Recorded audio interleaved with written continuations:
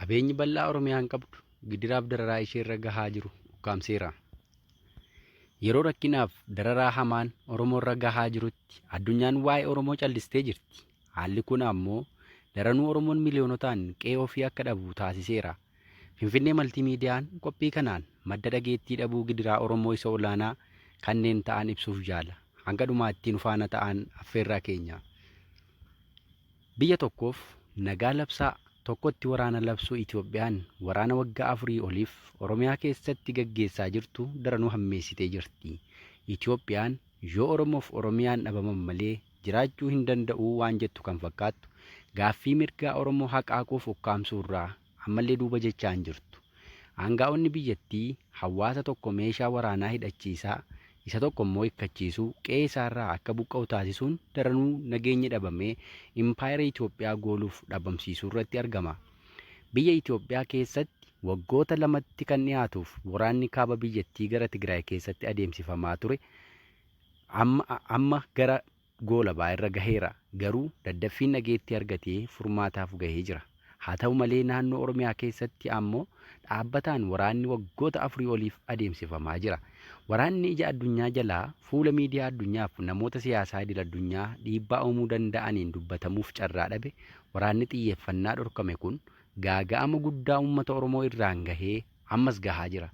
Gaaga'ama kanaan Oromoon haalaan haa miidhamu malee dugugguruun impaayera Itoophiyaa ol ka'ee socho'uu kan dandeenyetti caccabee daakamaa akka jiru hubatamaadha. Qabsoo bilisummaa Oromootti dugda gatuu addunyaarraa kan ka'e xiyyeeffannaa maluuf argachuu dhabu malee waraanni Oromiyaa keessatti adeemsifamaa jiru kasaaraa gurguddaa biyyattii irraan ga'uu isaa namuu ni haalu.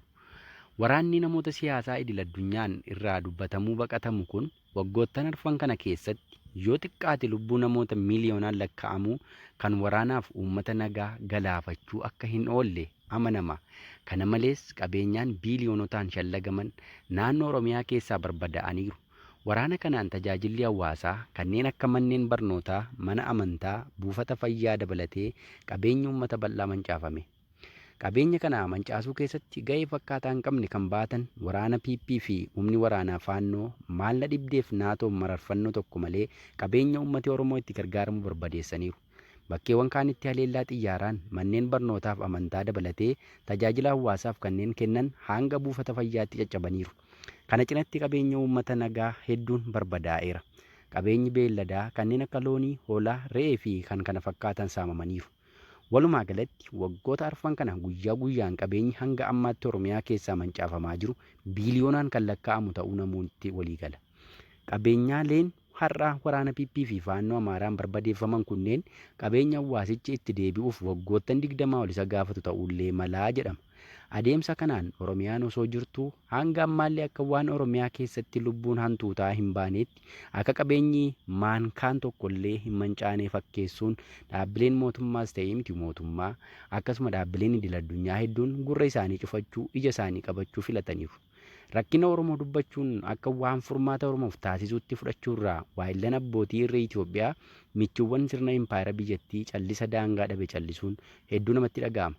Callisi gidiraaf dararaa lammiilee nagaatti daranuu dabale kun ammas taanaan akkasumaan itti fufuun ammoo abdii nageenyi ni bu'aa jedhu dhabamsiiseera. Taatullee uummati Oromoo duula qindaa'aa qaamolee ijaarsa bal'aa qabaniif humnoota hedduun qe'ee abbaa isaatti itti baname kana qolachuurraa duubatti hin jenne. Haalli kun ta'ee Oromoon ammallee jabaatee jiraachuun daranuu humna qabu jabeeffatee kan hidhannoon isatti duule kan qe'eef qabeenya isaa saame humna daangaa isaa sarbe akka fedhetti qabeenya dhaabbataaf qabeenya socho'aa sabichaa saamaa jiru kana falmachuu jabeessee jira. Biyyattii keessatti wanti fokkisaan adeemaa jiru mootummaan PP uummata ollaa Oromoo hidhachiisuu ifatti yoo lallabu Oromoo ammoo hidhannoo hiikkachiisuun harka qullaa uummata jirutti duulchisee lafa sabichaa tilmaamni isaa daran hedduu ta'e saamsisuun guyyaan itti fufeera. Itoophiyaa keessatti Amaara qawwee hidhachiisuun akka seeraa feera biyyaatti fudhatama argatee Oromoon hidhachuun garuu akka yakkaatti waan ilaalamu fakkaata. Haalli akkanaa sabni keenya Oromoon aarsaa guddaa akka kaffalu taasisuu illee ciniinnatee waan danda'uuf waan qabuun duula impaayerri biyyattii qindeessee itti bane qolachuu jabeessee jira. Haalli Oromiyaa keessaa akka malee hammaatee kan jiru yoo ta'u waraana kaaba Itoophiyaatti adeemaa ture kan humnoota PP fi TPLF gidduu karaa nagaan furaa Oromiyaatti waraana guddaa labsuun baatii darbe irraa qabee haga ammaatti haalaan adeemaa jira. Akka abjuu impaayera Itoophiyaatti Oromoo cabsuudhaan lafa bal'aa sabichi qabu saamanii albuuda isaaf qabeenya lafichi baasutti dhimma bahuun badhaadhuu ture. Kun garuu abjuu isaa halkaniin nama qaajjessu ta'ee kanneen haala kanaan abjootanitti kiyyoo keessaa hin baanetti naannessaa jiraachuu hubachuu feesisa.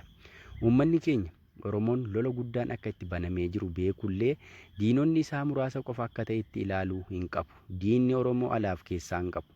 Inni keessaa isa mul'ataa mootummaan impaayera Itoophiyaa gaggeessaa jiruuf waayillan isaa yoo ta'u, kana alaa qaamolee albuudaaf lafa sabichaatti fayyadamuuf gojomaan ta'uu beekuu qaba.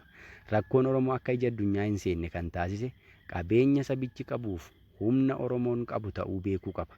Qabeenyi Oromoo bunni isaa albuudaalee gati jabeeyyiin Oromoon qabu halagaan waan hawwatamaniif kanneen qabeenya sabichaa dheebotan danuun diinni Oromoo akka danatu taasisaniiru.